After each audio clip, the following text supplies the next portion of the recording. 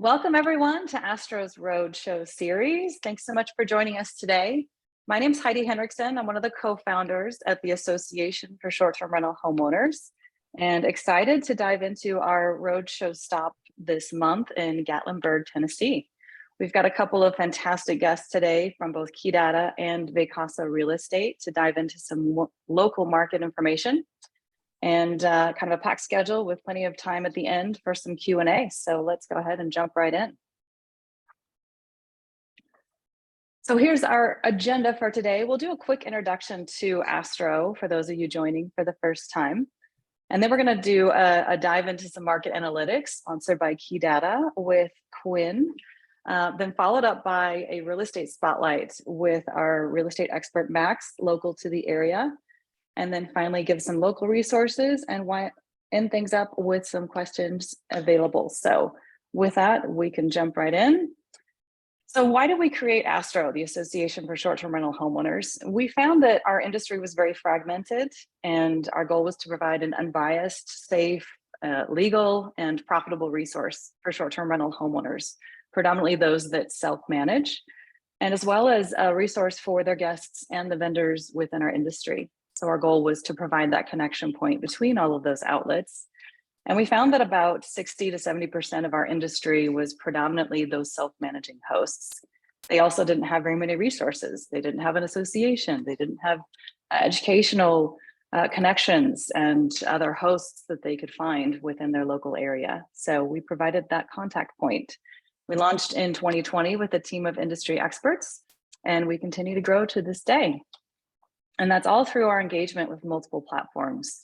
So we've got astro.org, our primary website, with a full business directory of most vendors in our industry that work with self-managing hosts. Then our membership community, we'll jump into that in just a moment, where all of our members can network, collaborate, access all of our educational courses, and connect with other professionals. Followed up by our social media, we do have 5 different outlets that we focus on with all of our recordings, our live events, and also a monthly email newsletter. Finally, we do have some fantastic partnerships with some other global organizations, such as the STAA out of the United Kingdom, the EHHA out of the EU, Penn State University is one of our advisory board members. And then we do work with many local alliances and organizations that help with any kind of legal challenges or permitting processes. And then the last bit, we do a lot of different webinars, both expert Q&As and partner education to learn about vendors in our industry. Finally, with our roadshows, like you're here today. So with that said, the Astro community is a free to join community, by the way, for our self-managing hosts out there.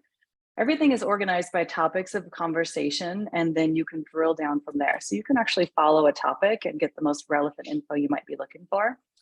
There's top posts, there's live events. This is where all of our educational courses are accessed, from marketing strategies to revenue management, and even into technology and safety and maintenance. So feel free to check it out. And with that, I'd like to welcome Quinn to speak about some local market analytics happening in the Gatlinburg area. Welcome, Quinn. Yeah, thanks, Heidi. So like Heidi said, my name is Quinn Moniskelke. I'm a data analyst and researcher over at Key Data. And our focus is to be the #1 trusted data and analytics provider of real-time vacation rental market data for the short-term rental industry. And the way we accomplish that is both through direct integrations with reservation systems for vacation rental professionals, hotels, and resorts around the world. We aggregate historical and forward-looking data in real time. We also scrape major online travel agencies, or OTAs, to provide analytics on a combination of rental by owners and professionally managed properties. So I'm going to start off today talking a little bit about occupancy, and the KPI, or key performance key performance indicator you're going to see here is adjusted paid occupancy. And that's a little bit different from traditional paid occupancy because that takes into account owner nights and hold nights. And just a little bit on how to read this graph. That dark blue or navy line is going to be the 2022 to 2023 adjusted paid occupancy, as of August 22nd of this year, so 2022. That light green or teal line is going to be the 2021 through 2022 adjusted paid occupancy as of August 22nd of last year, so 2021. And then that pink line is going to be 2020 through 2021 adjusted paid occupancy as of August 22nd in 2020. So though March 2022 saw 70% adjusted paid occupancy, 2022 performed largely behind 2021 in August through or April through August, and is pacing behind 2020 from August until November. Being a little bit behind was somewhat expected because of that release and pent-up demand after the initial waves of COVID. But for the rest of the year, it's pacing much closer to 2019 occupancy figures, which again was pretty expected. So now we'll look a little bit at nightly rates. And again, this is the last 6 months and the next 6 months. So after keeping on track with 2021 in the first half of the year, so if we look at March and April and May, we're tracking almost exactly what we were last year. Rates fell slightly in July and August, but are expected to increase over 2021 starting in October of this year. So for example, July's nightly rates were around $378 compared to $403 the prior year, which was 2021, and $306 in 2020. So again, pacing ahead of that 2020 figure, but a little bit behind where we were last year, again, mostly due to that demand. Nightly rates are pacing much higher for the fall and winter. And for example, December's nightly rates are projected to increase by almost $50 over nightly rates in 2021. So moving on to Revpar, which is revenue per available unit or rental. I just wanted to ask really quick, Quinn. I know we don't have 2019 numbers in here, but did you have a sense of how that compares to everything? Because I know 2020, 21, those were such unique years. So how does 22 maybe compare to more historical numbers, would you say? Sure. So I don't have the exact figures in front of me, but I did look at those trends as I was putting these together. And we're actually pacing, so 2019 was a little bit below 2020, just because, I mean, rates increase almost every year due to inflation and other things going on in the market. But we were pacing a little bit behind or right on track with 2020. So I did feel like 2020 was an okay indicator. I didn't want to put too many lines on here and make it confusing, but we're pacing right along with where we were in 2019, a little bit ahead. Good to know. Thanks for that. Yeah, and that trend, I mean, not just in nightly rates, that trend is, you can see that in occupancy, you can see it in Revpar. We're a little bit above where we were in 2019 as well. So moving on to Revpar, underperforming 2021 so far this year by about $18 a unit. July, just looking at July, for example, that Revpar was about $285 compared to $320 in 2021, and the prior year to that was $236, which was 2020.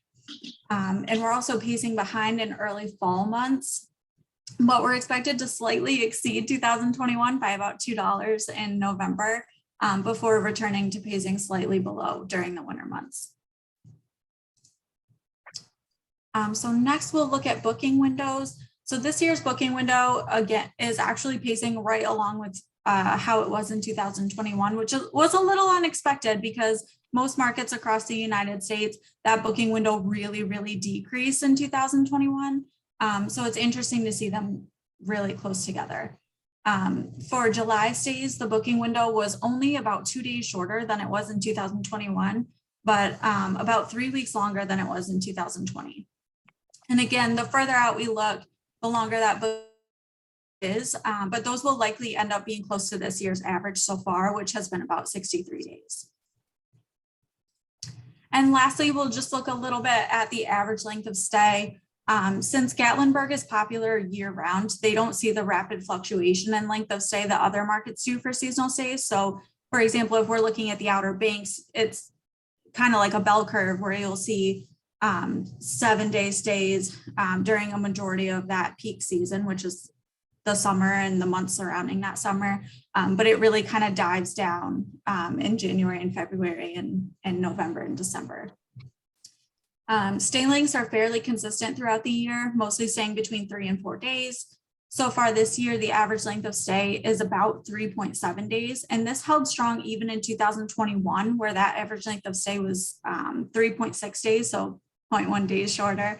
And in 2020 was about 3.5 days. It looks like maybe the travel nomad movement isn't impacting Gatlinburg quite so much as some other areas, if that length of stay is only 3.5 days. Yeah, and we've definitely seen a little bit of an increase in a few of the markets across the US, but we haven't seen it show as much as we thought that it would for how much it's been, that travel nomad term has been thrown around this year and last year. For the most part, most markets are staying within like a day or two, which was pretty interesting to me. Yeah, and even the pent-up demand seems to still be flourishing in this area. Some others might have trailed off just a little bit, but from the last slide that we looked at, the booking windows, it looks like that demand is definitely still strong in the Gatlinburg area. Yeah, and for most year-round market where it's pretty level, kind of like Hawaii, like is pretty level throughout the year because the weather stays the same. But in Gatlinburg, obviously the weather doesn't stay the same, but there's so much to do outside that whether you enjoy the summer activities like swimming, boating, stuff like that, or you enjoy skiing and stuff in the winter, it stays pretty level, which is very cool. Awesome. Well, thank you for all of that. I'm sorry we've got the wrong email here, but I think it's just quinn@keydata-dashboard.com. Yep, or Melanie at KeyDataWorks, Data at KeyDataWorks. So if you have any questions, feel free to reach out to us. We're happy to get back to you, or definitely visit us on the web at keydata-dashboard.com. And you do a fantastic blog too. I've been posting a lot of your content in our membership community. So if you get a chance, definitely check that out too. Some of the metrics in there are just so helpful. Yeah, thank you, Ivy. So next we've got Max Woolams joining us from Vacasa Real Estate. He's been in the local market for quite some time and has some great insights. Thanks for joining, Max. Yeah, thank you for having me. Yeah, so I'd love to hear a little bit about your real estate journey, how long you've been local in the market, and what it's like as far as a pulse on opportunities out there. Absolutely. Yeah, I've been in real estate now for about 12 years. And I'm actually licensed also in California. I grew up in California, moved here about 10 years ago, give or take. And this area is very unique, and it's just a wonderful area. Lots of, I guess I would call it a vacation destination type of place. Like Quinn was saying, there's just a ton of things to do. There's amusement parks and all sorts of dinner shows and different things for people to do while they're here, and including Dollywood, of course. That's a big one. That's Dolly Parton's our local person here that really made this area famous to begin with. But Gatlinburg in itself is just, it's such a unique place. It's at the foothills of the Smoky Mountains, and we're centrally located here in Tennessee, meaning we're a day's drive away from a lot of people. I think it's more like, it's something like 100 million people are live within a day's drive of here. So I think we're always going to be a vacation town here, no matter what, like forever and ever. It's just a neat place for people to come and visit and do hikes and rafting and all sorts of things to do here. It's really cool. And so we actually, I got some data here that's kind of interesting, that we actually set a park record for the Smoky Mountains here. We're the most visited national park in America. And in 2021, we actually had 14.1 million visitors come through here, which is amazing, because when you look at this town, if you've ever been here before, it's not very big. It's like a small little town, but we were able to hold that many people that come through here, overnight rentals and different ways for people to stay here. There's some camping and different other ways for them to stay. But the overnight rental cabin industry is growing. And I think it's gonna be something for the next 10 years of growth.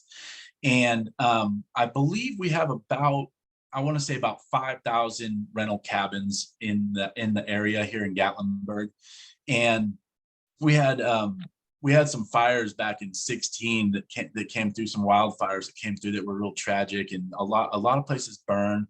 But actually now most of those places have actually been rebuilt. So there's a lot of new construction, and they're still building new places, new community. They're building new communities right and left. So it's still growing. And I think, the supply and demand side of it, I feel like there's still so much demand that the supply is not even keeping up with it still, because of all 14 million people coming here every year. It's amazing. We have in the county of Sevier County, I think we have about a little over 100,000 residents. So if you can imagine, how many people are coming through here and how many people actually live here. Most of the people that, I guess, the owner occupied cabins in Gatlinburg, the percentage is really low. I don't know the actual number, but I do know that most people invest in this area. They live out of state, or they live somewhere else, and they basically have their properties managed remotely. That's why Vacasa is such a good opportunity for people that are interested in buying something here or investing their money in real estate here. They can just manage it through Vacasa, and basically just have those revenues coming in every month. And every month, it's funny because the season here has changed over the years. It used to slow down quite a bit in the wintertime, but what we've noticed that in the last few months, or the past few years, is that the winter months are actually pretty much just as busy as the summer months and the spring months and all that. I think the peak time here is definitely the fall. Everybody loves to see the leaves change and go to the mountains during that time. So it's really a neat place to be. And if you ever get a chance to come here and visit, please do. It's really a neat place.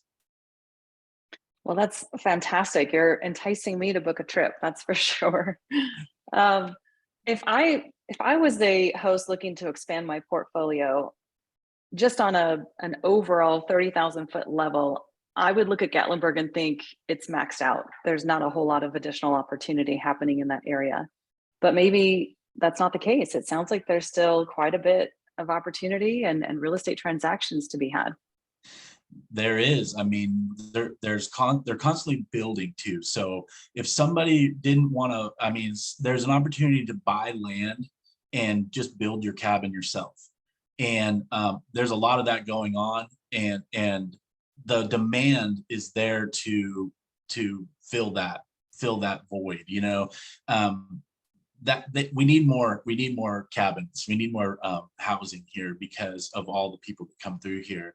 And where are they going to go? They're going to stay at a hotel or a cabin, or they're going to camp. Basically those are the options. And the way people travel nowadays is they love staying in these private cabins. They're just, and a lot of them have indoor pools now, so you can use them year round, which is really nice because it gets a little cold in the wintertime.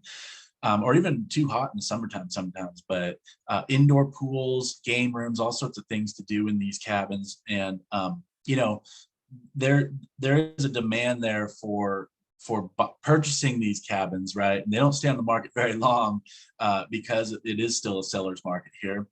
However, you can always buy the land, like I was saying, and just build your own cabin. That's just another way to do it.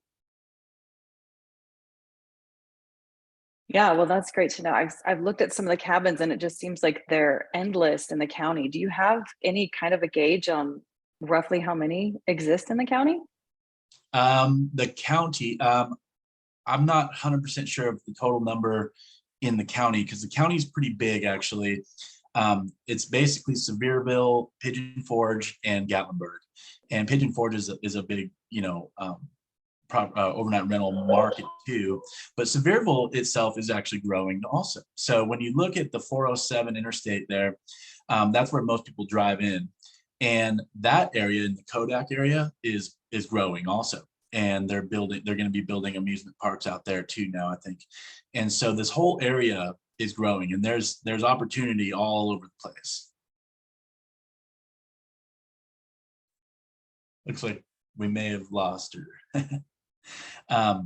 So, you know, Gatlinburg is a small town, right? It's 2-lane road in and out, and there she is, she's back.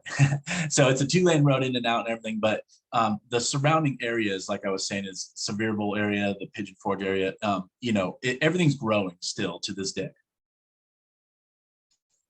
Well, that's awesome. It sounds like some great opportunity. Any additional trends you see going forward into next year? I just feel like everything's still growing here, and you know, there's so many opportunities. Really, if you're gonna try to purchase something within the city limits, there are some limits as to what sometimes you can and can't do as far as overnight rental. But if it's within the county and it's just outside the city limits, there's really no restrictions on anything. So really, what I would suggest people doing is contacting, you know, either myself or another experienced agent, somebody who knows each area specifically, to know what you can and can't do with that home there. Yeah, that can get a little bit daunting, especially if you don't know the local area or aren't there in person. So that's great and super helpful. I did find a resource that I thought I'd share. There is a Hospitality and Tourism Alliance in the county. There isn't a local alliance that focuses on advocacy or walking you through the permitting process. But fortunately, this exists, and there's associations in each city, it appears, that can really help as well and steer you in the right direction. So all really good stuff. And thank you for that insight, Max. Really helpful. Thank you. So at this point, any questions, feel free to chat those in. We'd love to answer those with our hosts and panelists. And while we see if any of those come in, I just wanted to touch briefly on what membership at Astro looks like. We do have a free membership tier. Absolutely. You can go to members.astro.org and join for free as a host. And then if you want to, for $160 per year, you can upgrade and have access to all 6 of our educational courses. So that's almost a $400 value. There's also quite a few different Premier Host benefits, discounts with a lot of different vendors through one of our partners, such as Williams-Sonoma, Ace Hardware, Public Goods, Helix Mattresses. Essentially anything you might need to outfit a short-term rental. There are fantastic discounts through your Premier Host membership. So definitely a lot of value there, worth checking out. So I don't see any other questions coming in. So again, wanted to thank everybody for joining us today. And I'm gonna hop on my computer and plan my next trip, probably around Christmas, out to Gatlinburg. So Max, Quinn, appreciate your time today. Thanks so much for joining. Thank you. Thank you. Take care, everyone.